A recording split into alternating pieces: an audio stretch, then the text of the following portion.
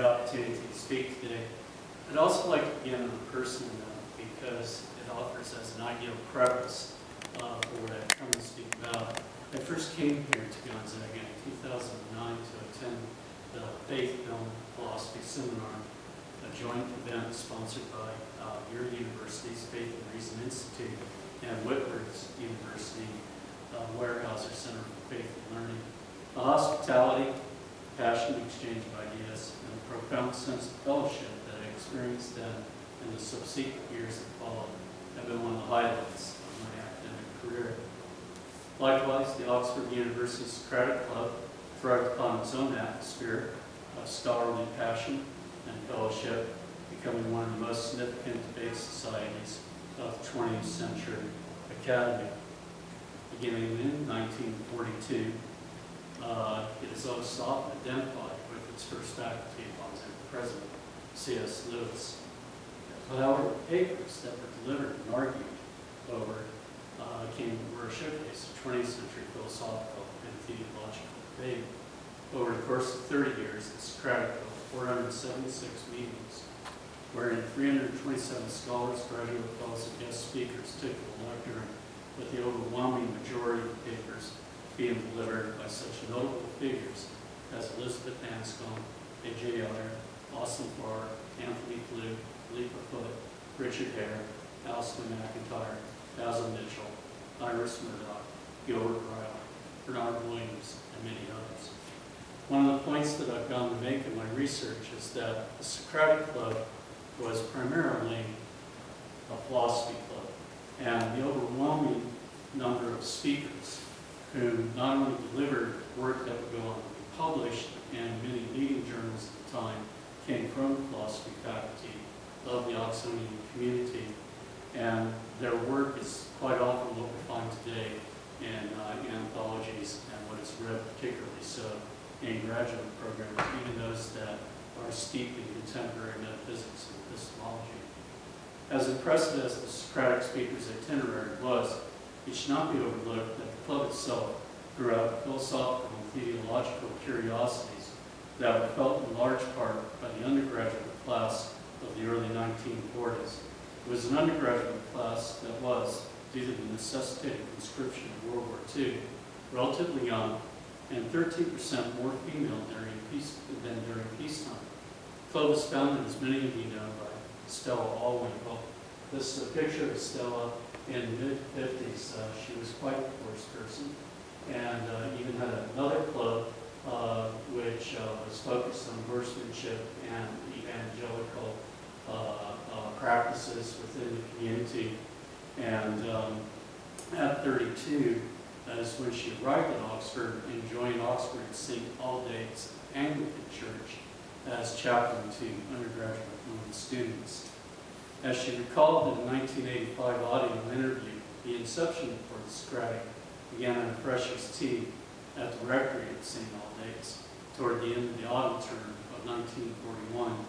It was there she met a young woman by the name of Monica Shorter, who told Allwinkle that she was very disappointed in the sermons that the different clergy were preaching, and that they were taking God's existence and Christ's identity for granted. When Allwinkle inquired if any of her friends shared her concerns, Monica Shorter, whom she was speaking to, responded with a very enthusiastic "oh yes," adding that longing for Christian friends, there were plenty of agnostics and atheists who were just as interested as she was in discussing religious and philosophical issues.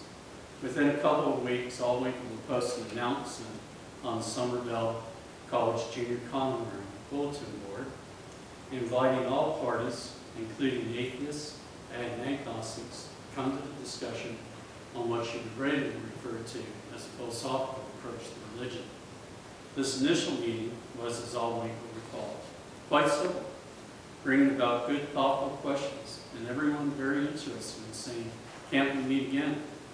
Much to their surprise, the second meeting was standing room only in the Somerville JCR, giving rise to what she called then a Socratic club in embryo. It was shortly after this second meeting that Allwinkle would write to C.S. Lewis and ask him to be the club's president and faculty advisor. And then in January 1942, the club itself was established. And this is a picture of the Socratic Club's minute book #1. There are two at Baud in Oxford, which were the primary sources for my research.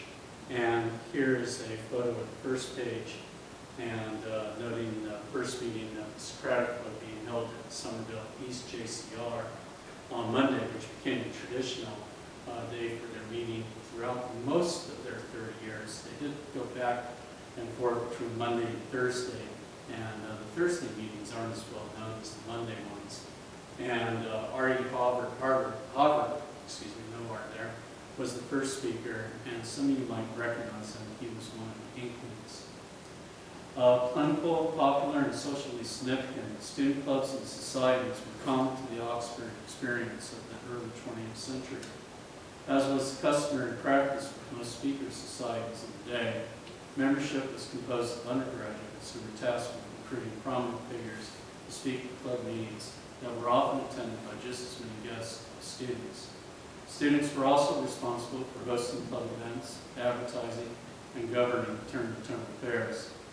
Amongst the colleges of Oxford, club presence and prestige has always been competitive, and on all counts, the Socratic excelled in its first 5 years, bringing to itself both university and popular as a media of praise. Granted, Lewis's well-established presence on BBC was a major factor in the Socratic's warm reception, but just as much credit is due to Walwinkle's drive and the overwhelming support on the part of the women students, particularly so those from Somerville, St. Hilda's, and St. Anne's College. Walwinkle's sign-in sheets and club minutes showed that the majority of the women, majority of the undergraduate membership, and many of the junior officers were young women. And a good example of that is here in 1945, there was a weekend conference featuring Lewis and two other reverends. This was much more Christocentric than the typical Socratic Club meeting of the 1940s. And then this is the sign-in sheet. And if you take a close look, you can see that almost all the women, all the names that follow are women's names, with the given exception, I think I counted 3 men that were amongst about 30 female undergraduates. And all the records in the earlier part of Socratic Club's history go to show the same thing. So for the most part, it was a club that was founded by and membered by young women of the war years. And most of the guests were men, as you might well expect. It's the point that although Walwinkle herself fondly recalled in an interview when she explained that Monica Shorten and her friends were most curious to know at the beginning if they could bring their boyfriends to club meetings, which would have been very important for the 17 and the 18-year-old freshman women, because they would have Walwinkle as an escort, which meant that the boys could go to the meetings, and of course there would have been snacks and the like afterwards. The female presence of the club's early years was also seen where the club meetings were held. 11 of the first 12 meetings were held in either Somerville, St. Anne's, or the St. Hilda's Junior Common Rooms, with the one exception of the first 11 meetings being the 7th meeting. And that was on March 2nd, 1942, featuring Charles Williams. Are there any valid objections to free love? It's a very controversial speech that Williams gave. It was delivered in Magdalen Hall. I believe Lewis was the one who secured the premises for him, to a crowd of 90 people.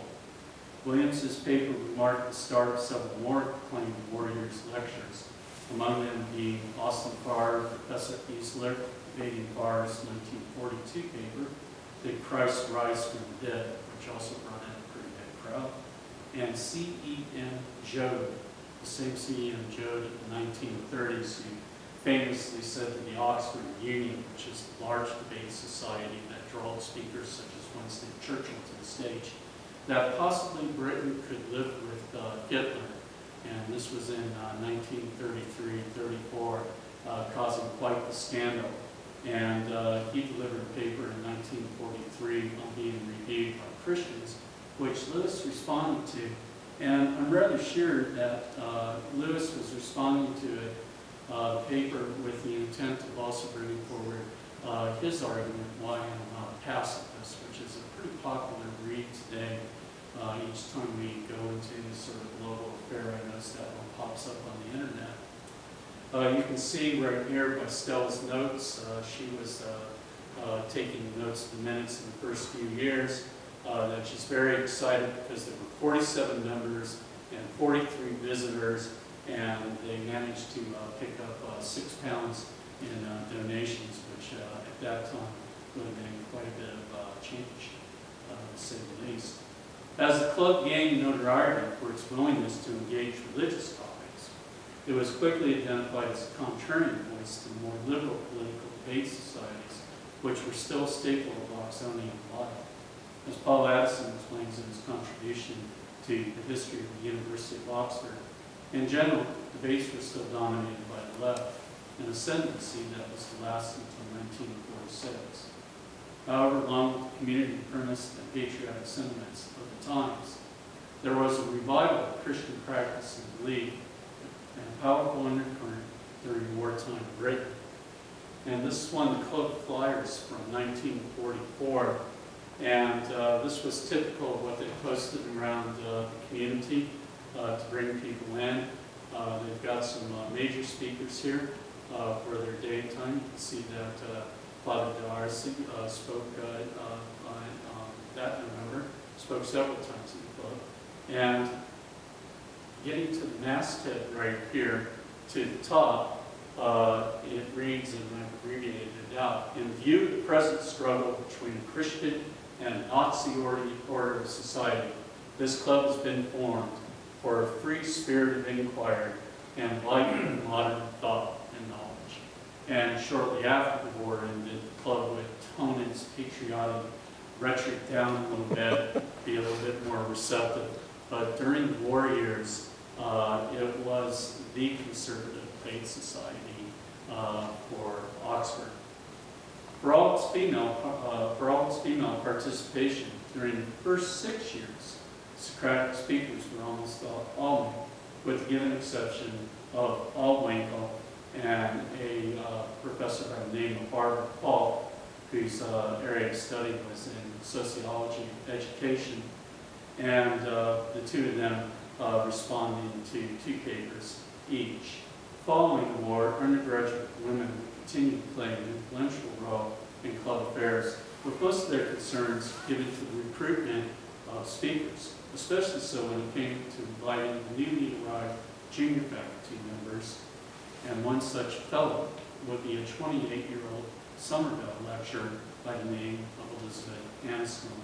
Now, Anscombe, when she arrived in 1947 and began lecturing in the fall term, was controversial from the very onset because she had the audacity to wear slacks to work, and not only wear slacks to work, but lecture in slacks. And Lewis made several comments about this, and she took it in good humor, but it set the stage for the February 2nd, 1948 paper, Miracles, a reply to C.S. Lewis, which, as many of you know, would become the club's most famous meeting. Now, for the paper itself, there's Anscombe and Lewis, both of these photographs being from the time, and you can see that he was about in his latter 40s, about 45, 46 if I recall, and closer to 50 actually. And there's the only picture I could find of Anscombe in her latter 20s. And here's the Socratic Club Minutes book recording the meeting itself. You have some editorial remarks here to the side from in Aldwinkle's handwriting, and I'll have a little bit more to say about what Aldwinkle herself wrote that evening. And it was the meeting itself held at St. Hilda's College in Oxford. Quite often in literature, particularly so from the Lewis biographers, they'll get the first meeting and this very famous meeting confused, and you'll read that it was held at Somerville, but it wasn't. It was one of many meetings held down the street in St. Hilda's. For as much attention as Anscombe's papers received, those who have not read it might be led to assume that it is a hard-hitting refutation that paints Lewis into an inescapable corner. On the contrary, the paper is calm, straightforward, and is more of a call for a correction than it is a scholarly scolding. Anscombe's objections revolved around 1. Lewis's uncharitable depiction of the naturalist, and 2. His poor use of particular terms, as such appeared in Chapter 3 of his most recently published work, Miracles. One of the best summations of this particular aspect of Lewis's argument, the supposed cardinal difficulty with naturalism, is offered by Peter van Inwagen, whose article C.S. Lewis's argument against naturalism goes to explain. Lewis's argument is dependent on the premise that naturalism implies determinism. If our thoughts are indeed so governed, then none of our beliefs are based on reasoning. And if the naturalists concede this much, if they agree that none of our beliefs is based on reasoning, then they must also concede that their own belief in naturalism is not based on reasoning. Shortly after this, von Inwagen was quick to point to the obvious. Not all naturalists are physical determinists. As for the second concern, Lewis's poor use of particular terms, Anscombe questioned the credibility of Lewis's distinction between the two different senses of the word because. His notion of intention being a component of inner processes, as he called them, and his misuse of the phrase irrational cause. Anscombe would later write and tell him that she preferred non-rational as opposed to irrational cause, with the obvious point being that causation does not rationalize onto itself, which Lewis adopted to explain, the term irrational cause, to explain what he saw as the naturalist's refuting position on the genesis of human thought. In sum, Anscombe would suggest that Lewis clarifies causal and cognitive terms and be a bit more cautious as to how he depicted the naturalists. Now, I have no intent of offering yet another in-depth analysis of Lewis's argument or Anscombe's reply. My concern is given to the historical effect that the debate had on the Socratic Club membership and their shared sense of fellowship. I will begin by stating what I believe is obvious. Lewis had not chosen his words well. Anscombe pointed out as much, and on that account, he lost the debate. Ironically, what has received the most attention is how the evening affected Lewis. While very little has been said about how the meeting has impacted Anscombe's career as a philosopher, nor has much been said about the manner in which the club members had to deal with what would become a much discussed event. I will begin with Lewis's story. Throughout the latter part of the 20th century, the oft-repeated interpretation of the evening's effect on Lewis was that he was humiliated, even devastated, by having lost an argument to a younger female colleague, and that the evening in question was so traumatic that he gave up philosophy and turned to children's fiction as an escapist alternative to the brutal realities of scholarly pursuit. This view, held by many of the biographers who were close to Lewis and some of his students, has been challenged by a new generation of Lewis biographers and apologists who make a compelling case that such a dire response on Lewis's part never occurred. The most oft-cited evidence for this claim is that Lewis's apologetic pursuits continued well after 1948. And I just want to stop here and note on the side, one of the problems that the Lewis industry has is that most people that are writing Lewis biographers are literary critics. And I've noticed they fail to distinguish between Christian apologetics, I guess you would say contemporary analytical or ordinary language philosophy of the 40s and 50s, and scholarly theology. And by bunching them all together, they often confuse Lewis's philosophical and ideological identity. Secondly, Lewis and Anscombe met on amicable terms shortly after the February meeting. I've now been able to validate. They met more than once. They met quite a few times. Lewis invited Anscombe to return to the Socratic, which he did. And Lewis accepted Anscombe's advice and revised the third chapter of Miracle when it was reprinted in 1958. I not only concur with the aforementioned corrective perspective, I would add that the reasons why Lewis started writing children's fiction are many, and odds are that the cause for his depression during the latter 40s and early 50s had little to do with the Socratic Club or the February 2nd meeting with Anscombe. In his 2013 book, C.S. Lewis, A Life, Eccentric Genius, Reluctant Prophet, Alistair McGrath has done an excellent job of pointing out that from 1947 to 1951, Lewis's life was overwhelmed and troubled by many factors. And over the course of about 55 pages, McGrath points out that he was passed over for tenure twice during this time. His colleagues were beginning to shun him, and there was a growing animosity amongst the English faculty for the popular fame that he was receiving.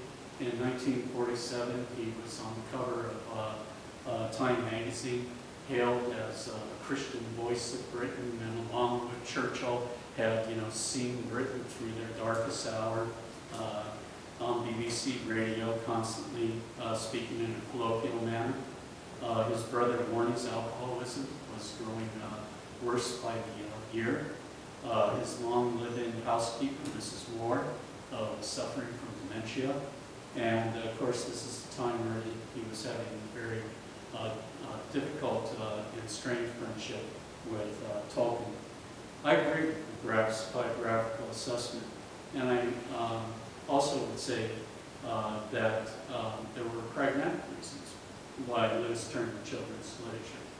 Firstly, knowing that he would never gain tenure, he no longer had to answer to the then critical view that fantasy fiction was pedestrian, second-rate writing, leaving him at liberty to write what he loved best, fairy tales.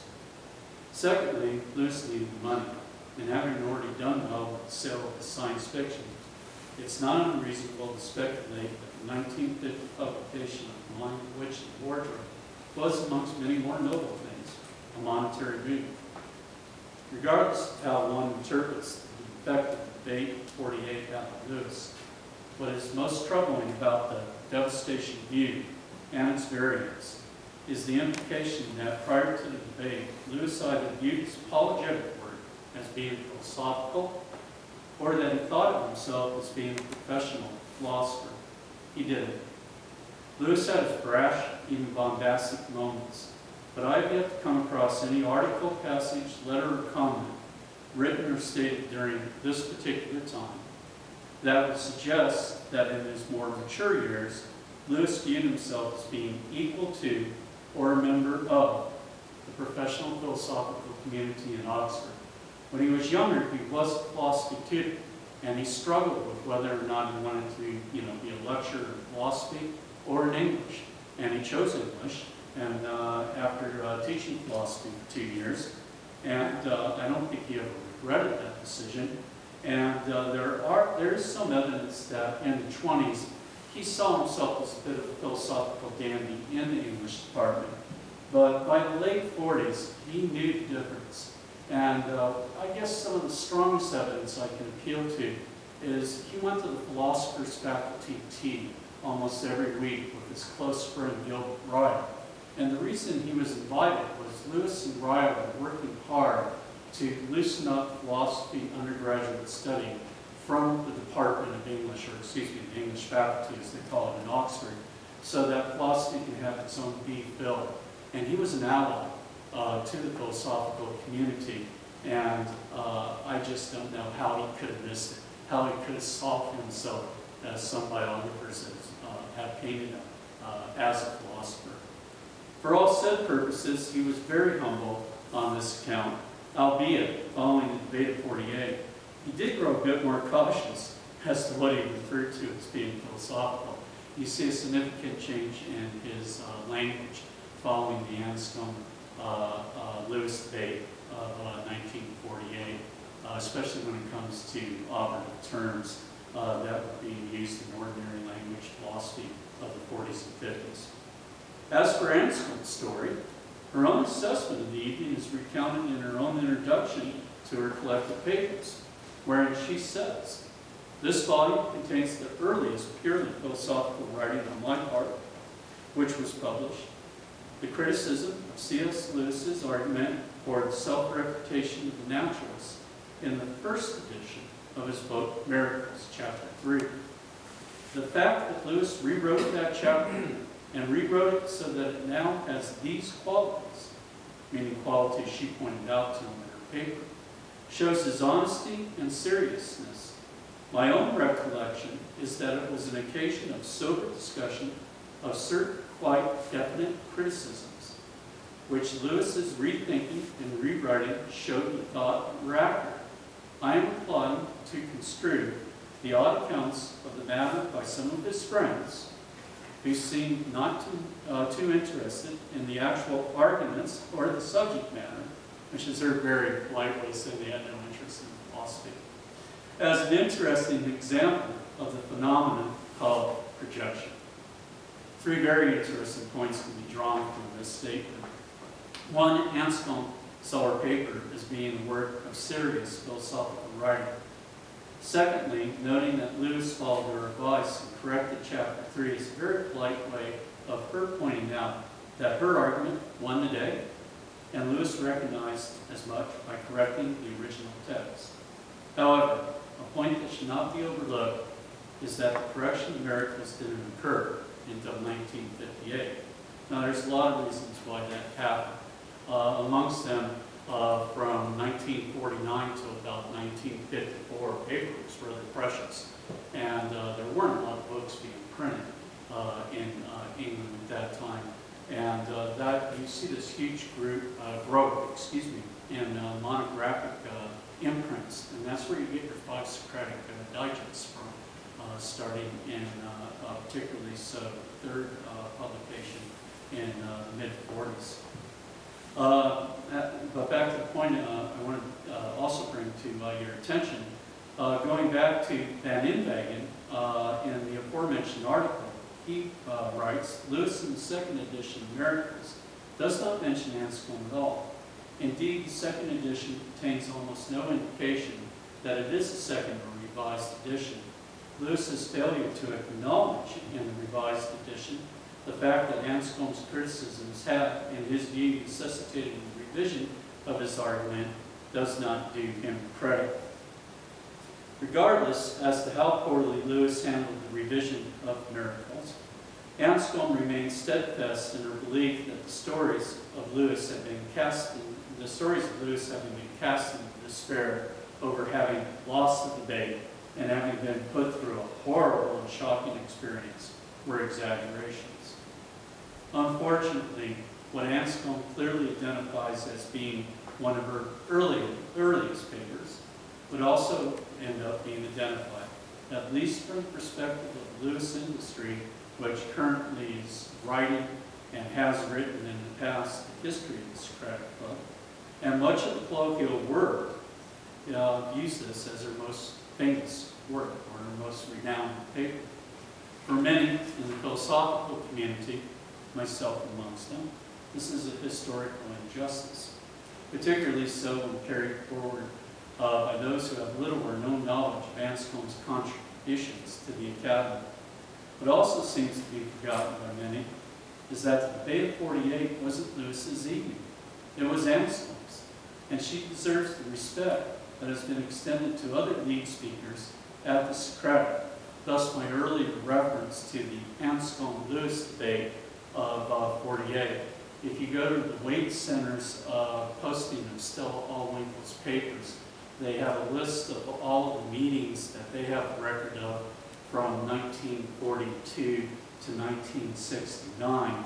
And whenever Lewis replied, he is listed as the second speaker, with the given exception of the Anscombe paper.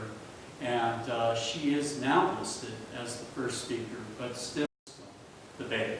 Now, I know Matt Teichman and myself are referring it to the Anscombe-Lewis debate.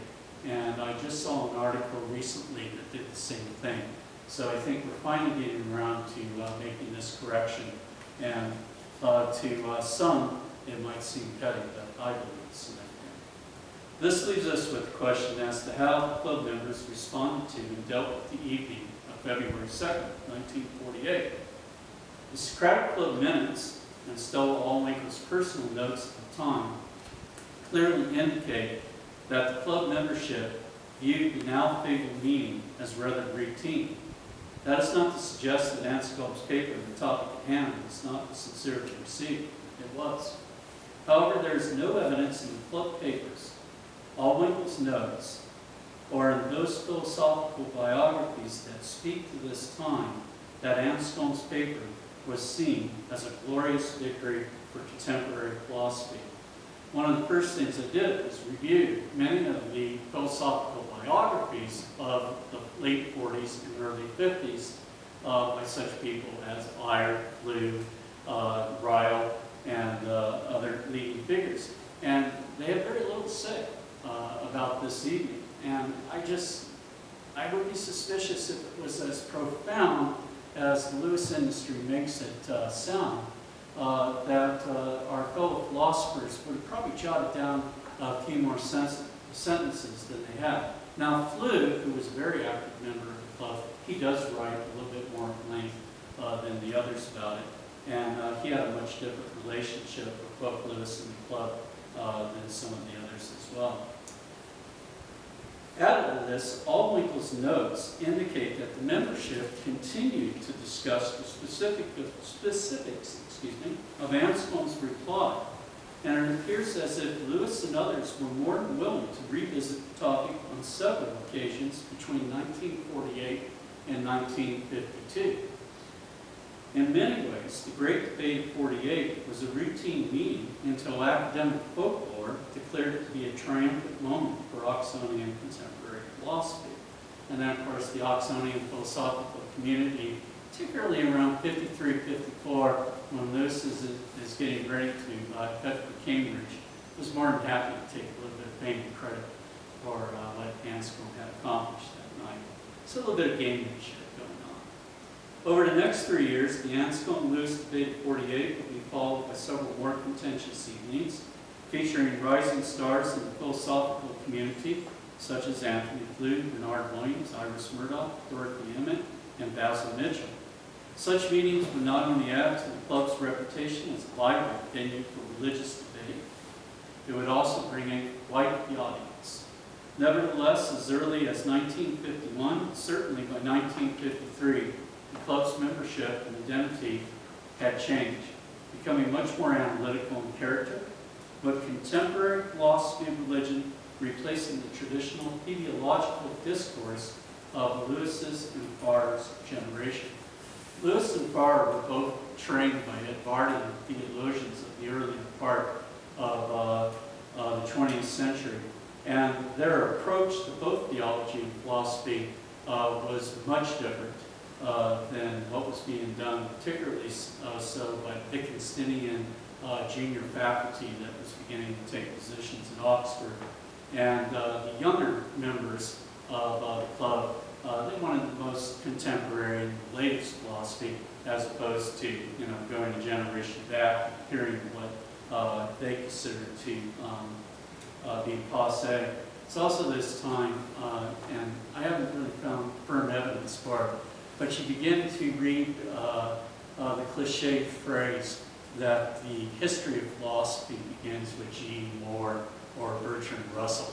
And I've often heard that one tossed out on more than one occasion.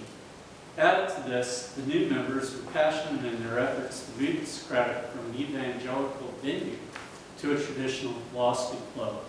While the religious papers would continue to be a major draw, the club participants and audience would grow much more diverse. Much of this shift in content and reception can be credited to senior philosophy faculty members Gilbert Ryle, Richard N. Hare, and A.J. Eyre, who patiently pushed their colleagues Lewis Farr and Pascal, another great theologian, to be receptive to a type of discourse more in step with the current analysis of their discipline. Contrary to many of the more questionable biographical accounts, Lewis and Altwinkle were very receptive to shoring up the Socratic's philosophical identity and recognized the club's new approach as being representative of changing interests and desires of their undergraduate class. Just have a wonderful picture I want to share of some ducks I found on May Day in Oxford. And before I go on to make a transition here, a wonderful example of the club's engagement with contemporary philosophy of religion is seen with the then 27-year-old Alistair McIntyre's May 14, 1956, still unpublished paper, Miracles. And I found this paper in the archives, and I got a hold of Professor McIntyre and asked him why he had not published it. And he had forgotten that he had written it. And he had also forgotten that he had delivered it at the Socratic Club and immediately wanted a copy. And I mailed him a copy of his own paper, which he wrote me back a wonderful thank you note for. And then I had the good fortune to be able to share that with McIntyrean Society, which is primarily in the Midwest and North Dane. And we had a pretty good time taking a look at it. And I thought that they would be fascinated with the philosophy in it. They were much more fascinated with what he had to say about Dostoevsky and some great comments that he just tossed out in the middle of the paper. But back to his paper, Miracles. It was commented on by Bernard Williams. True to Socratic form, it would prove to be a very lengthy evening. Unlike the previous Socratic papers on miracle or divine attributes, and there were in total over 30 papers on miracle in the Socratic Club's 30-year history. McIntyre's was an informal account of the problem of miracle, as opposed to either a theistic or skeptical argument of miracle.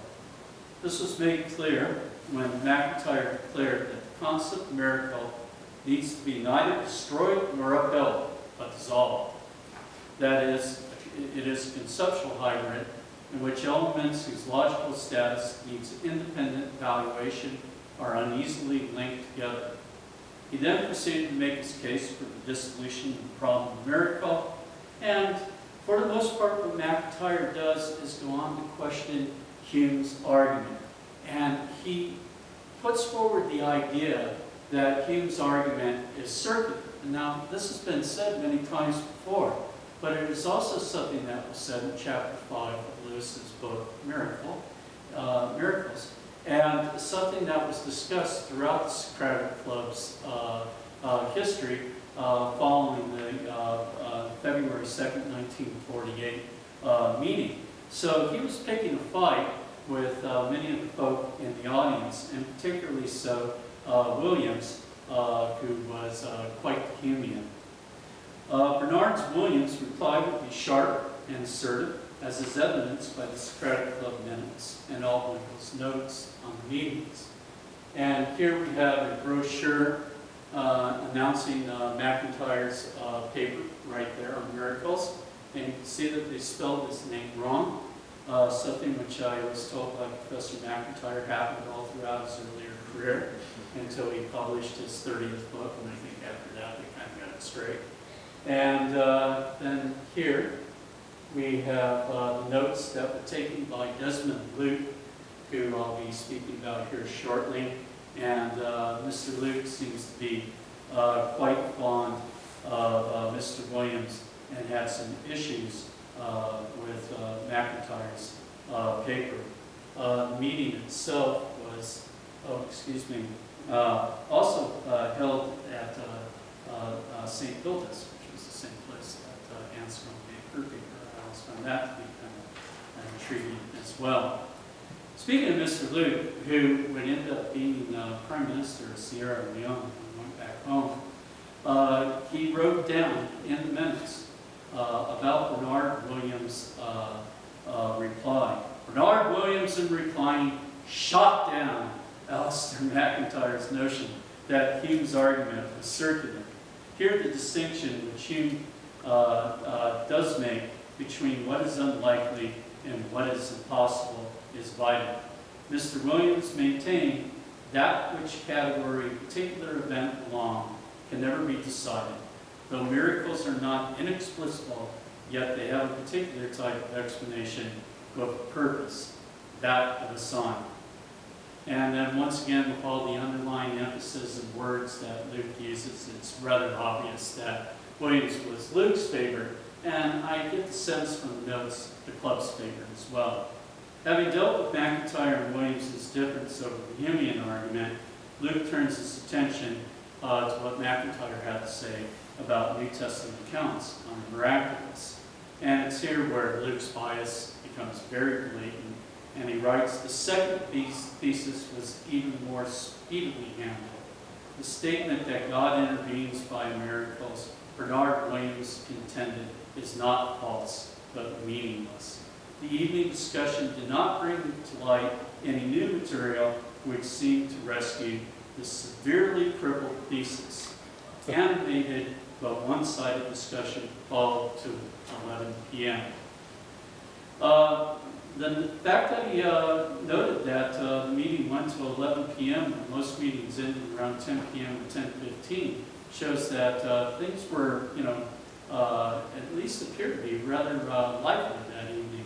But as for all of his notes, much briefer, much more to the point, and she seems to be more favorable of McIntyre's thesis. Lewis's legacy, the contributions made by the scholars of his generation, and the fame that was gained following the more feisty phase of early years was not lost on the club membership of the 1960s.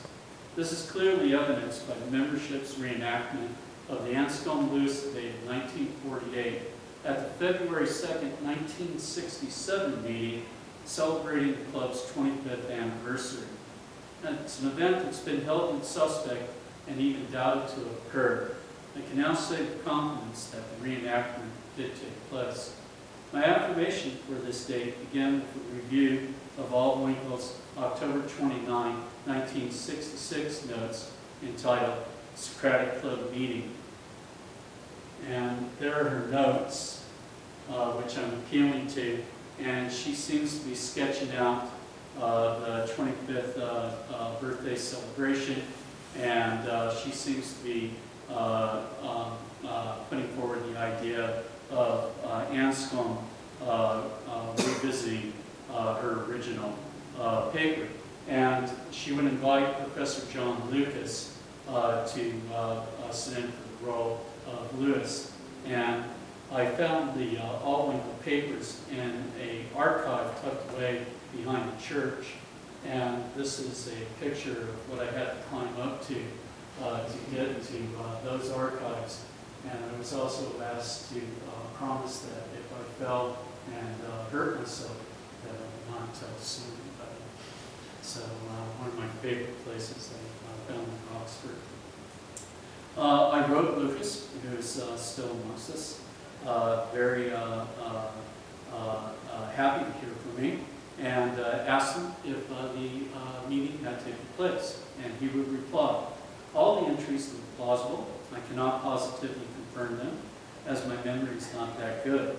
But there's nothing to make me doubt the accuracy of Stella's notes. I think it was the 25th anniversary of the original encounter. I won the reenacted debate.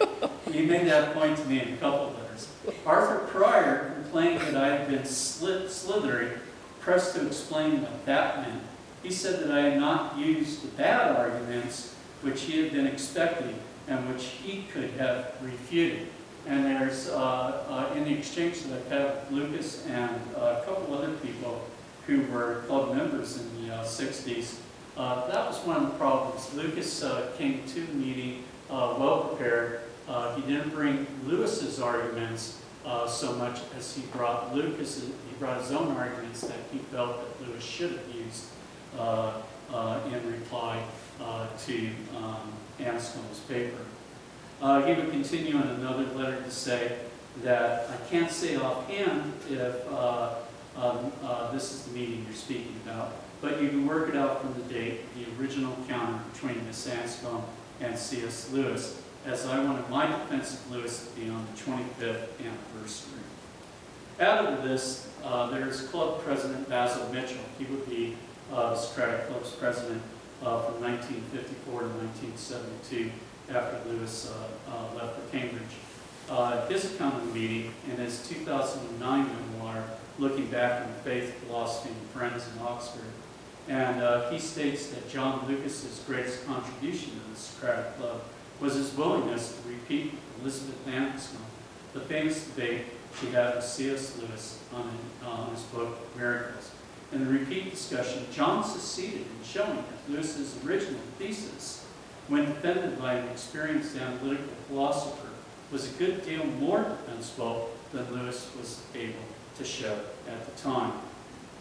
The history of the Socratic is delineated by those who took to the stage, the papers they delivered, the replies and arguments that followed, and most of all, the friendships and camaraderie of two generations of dedicated scholars who were influential in crafting today's academic perspectives.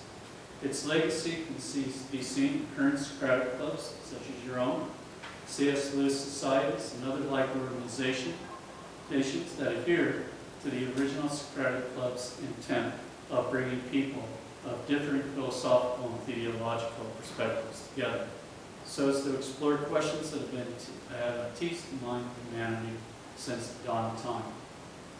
And it did so, as Stowell Allwinkle always intended, with evangelical fervor. And when I went to Oxford, I looked for a Socratic club amongst the colleges. There was a sizable C.S. Lewis society, but I didn't find a Socratic club in practice when I was there last time. But they do have turtle societies and wonderful turtle races in May. And there is Eric Turtle, or Turtle, taking third place amongst the collegiate races at that time. Thank you.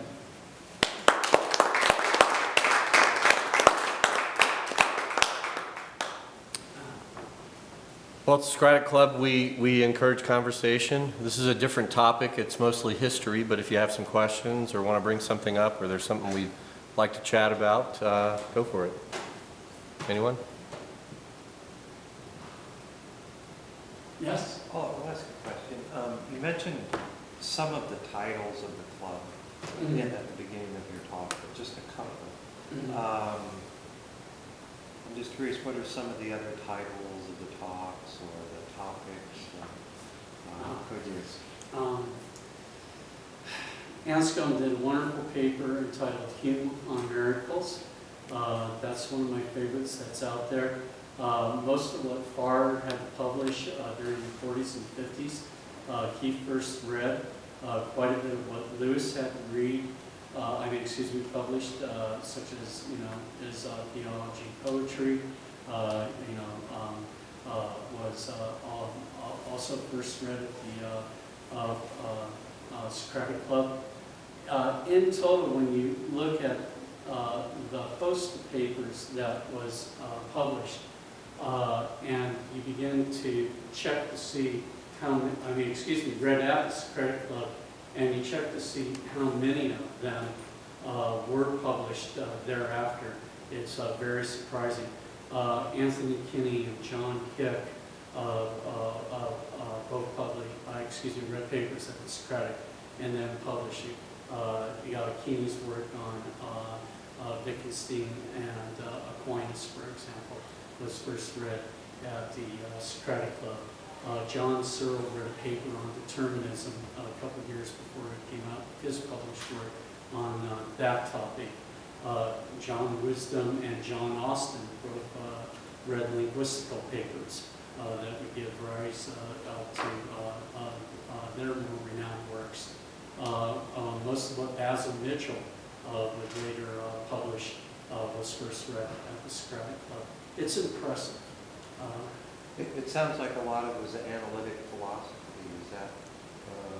It went back and forth between theology in the early part of the club's history, and then it became more analytical, and then it became more what I would refer to as contemporary philosophy of religion, dealing with papers on ontology, free will, various epistemic concerns. Yes.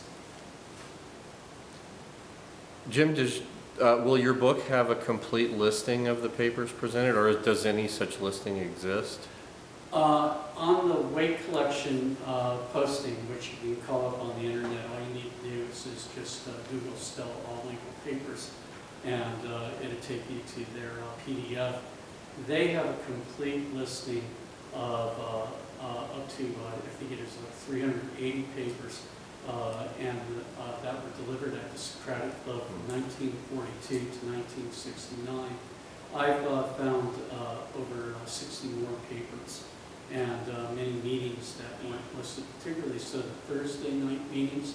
They also held symposiums and conferences that weren't in the Socratic Club minutes books, which was the primary source by which the Wade Center appealed to, and was also the earlier source that Walter Hooper, whom I've communicated with, appealed to in his article, Oxford's Bona Fide, which is one of the earliest publications on the Socratic Club's history. And when I first went to the Wade Center about 4 years ago and started working with Chris Mitchell, who wrote University Battles, that's when Chris and I started sharing notes and realized that there were quite a few missing meetings. And that kind of spurred on the research that was beginning with it. To find the, not only the missing meetings, but many of the missing papers that were said to have been delivered here.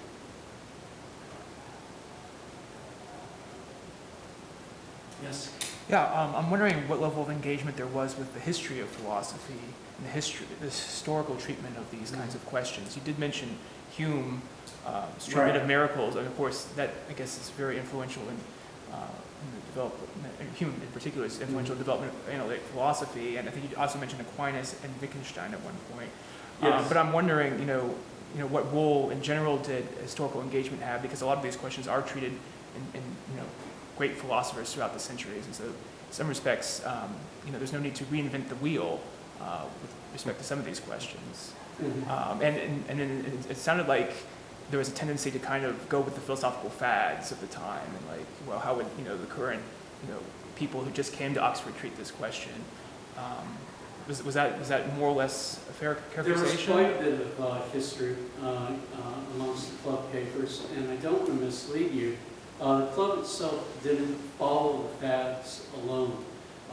There were quite a few people that were bringing in not only historically premised papers, but works of medieval philosophy, which was not favored during the 1950s, and works of ethics.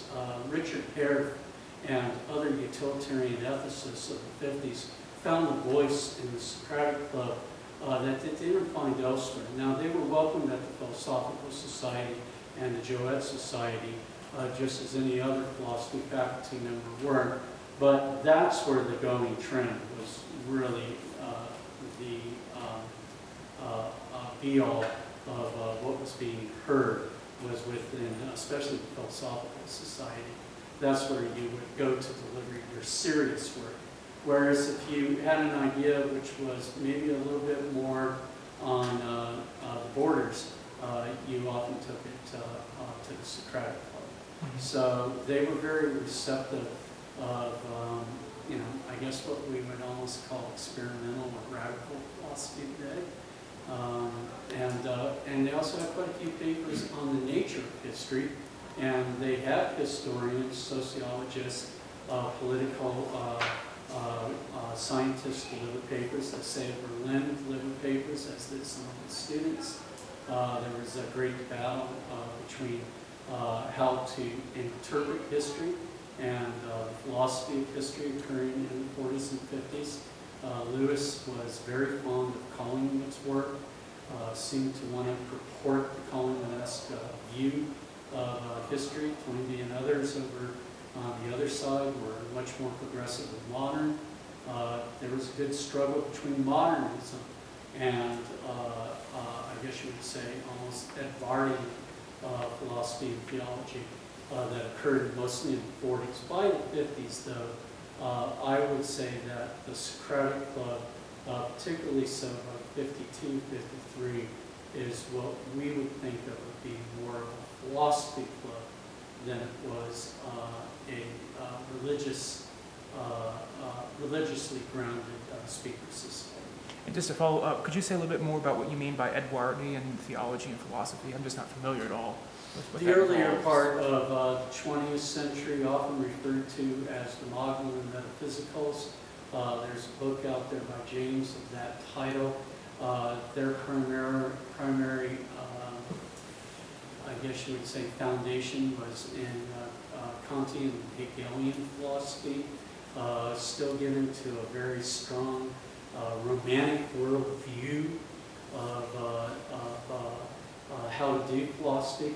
But it was better said to me at a meeting I went to in Oxford at their C.S. Lewis Society by a scholar who delivered a paper on a classicist by the name of Dodds, who did did some great work in the early part of the 20th century. He said this was the last generation to collectively come up with the theory of everything as an explanation of how to look at reality. Whereas by the time we get to the linguistic turn and ordinary language philosophy of the 40s and 50s, we become much more specified as a discipline. We start becoming much more concerned with metaphysics, epistemology, what we will refer to today as metaethics, and the more romantic and grandiose explanations as to how everything fits in, as well as the wonderful arguments over the precedence of faith and reason seem to have been dampered down by the 50s. Okay, thanks. Jim, a factual question. You mentioned Lewis was depressed in the late 40s because he'd been denied tenure twice. Did he not receive tenure before he went to Cambridge? I'd never heard this story. That's why he went to Cambridge. And he was hired to tenure at Cambridge? They created a chair just for Right. him. And because in the Oxonian Cambridgian system, you have to have a chair, and they created a chair in Renaissance literature for Lewis, and invited him to come up to Cambridge and as a tenured professor. He was denied tenure for a variety of reasons, but I would argue that the main reason he was denied tenure was because of his not only professed but Militant Christianity? yeah, he was on BBC radio. He was out there speaking from the pulpit almost every other Sunday. An analogy I've used in the past, and I think it's a fair analogy, but it does make some of my colleagues cringe. He was a star talking head on Fox News of his day and time. And right along Churchill, it was God, Queen, and country, and any of you disagree, get the hell out of my way. And that just didn't sit well with the more modern and progressive faculty of his generation. So did that mean his status at Oxford was always unstable? He could have been not renewed or fired? I mean, how does that relate to what we think of as tenure in the United States? He was a well-grounded lecturer for, Right, well, that's what I'm wondering. Yeah. So Oh, yeah. was his status then that No. we're never going to fire you, but we're also not going to give you the Yes. honor of a permanent position? Yes, he could have remained in his position in Oxford for the rest of his life. He was given good rooms. He was treated respectfully. The only thing that they denied him was a chair tenure, and that really hurt. And I think that of all the reasons that McGrath points to in those 45 to 50 pages within his most recent publication is the one I think which he had a busy schedule.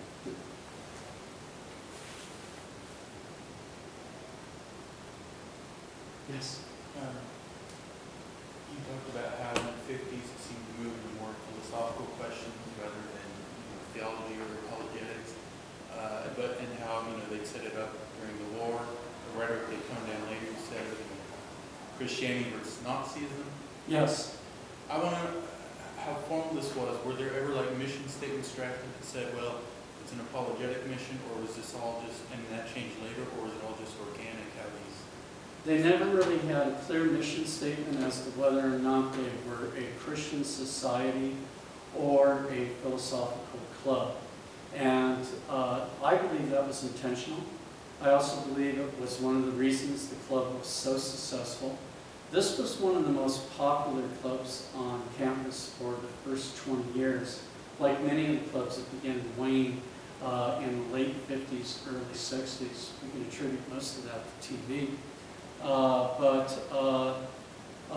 I think it was intentional on both Aldwinkle and Lewis's part, but it was also a point of contention starting in the late 40s, early 50s, because they were putting themselves out there as a philosophy club.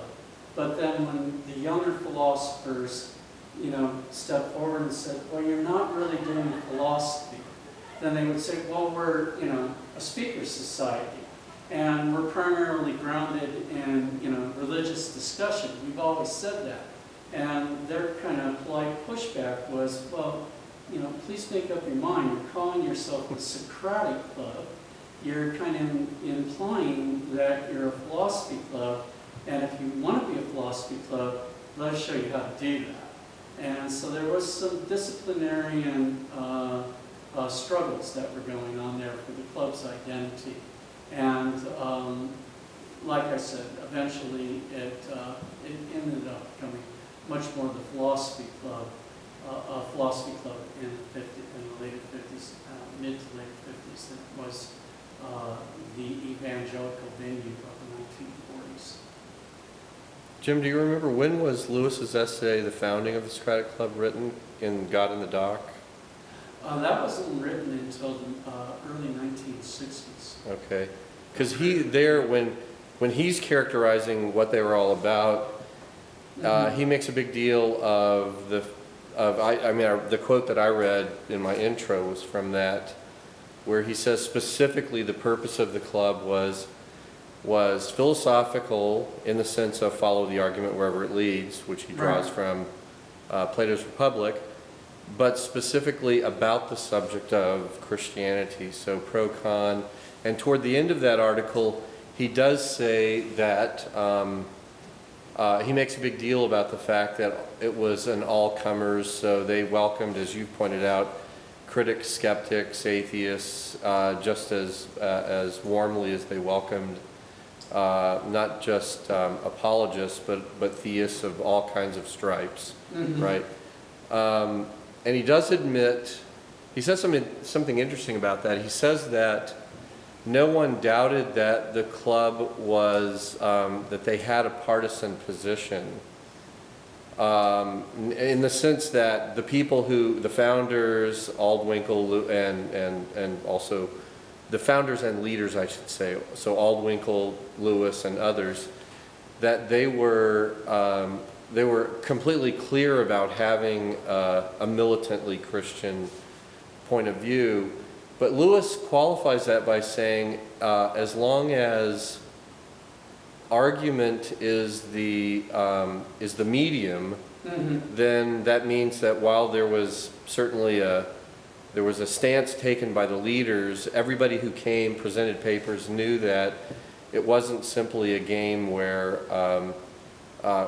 you would win the debate by invoking your party loyalty to the Christian faith or whatever, right? You had to make a good case, and even one lesson we can draw from the Anscombe-Lewis debate was the so-called heroes were, it was never assumed that the heroes would win, whether it was Lewis presenting a paper or Aldwinkle or whoever. Is that right? Yeah, Lewis's reply to Anscombe's paper was very brief, and if the notes that I found, not only the minutes book, but other notes that I found, or any indication of how it was received. It was very, very calm and very quick as well. But I would agree with that entire analysis that you put forward. I would add to it that in the early 50s, where the contention rested with the younger philosophers who were beginning to be the new membership. And it's like any other club. Every 4 or 5 years, you rotate your membership out, and after 2 or 3 rotations, you get a different character than you had in the past. Their idea of what constituted an argument was a little bit different than what Altwinkle, Farr, Lewis, and Mescal believed constituted a good lecture, a good argument, a good paper. So there was that type of generational tug of war going on. There were a lot more, from about 48 to 52, a lot of atheistic papers were heard, including those given by Ira Clue, being some of the more famous ones. Also some of the utilitarian philosophers, Carrot and his students, Williams, for example, they were beginning to challenge the theistic position. So there was a good representation of, I guess you would say, non-Christian papers that were beginning to find their way onto the itinerary. But even throughout the 50s, if you look closely at the papers that were delivered, who was delivering, religion was the primary topic that was discussed. And so I would agree with Lewis's assessment on that account. Now, by the time we get to the latter 50s and early 60s, then it really does begin to, take on a new character altogether. Altwinkle stayed with the club all the way up until she retired and continued to go to club meetings after that throughout the 60s. And I have no doubt for her, it was always an evangelical opinion. That was the whole point. And she was the matron and the voice, the heart, and the soul. The letters I've received from living Socratic Club members, they almost all begin that way. It was Stella's club, and she kept it together throughout the years. So, looked at from Stella's perspective, yes, it was a Christian speaker society. Thank you very much for listening to my work, and it's greatly appreciated. Thanks, Jim.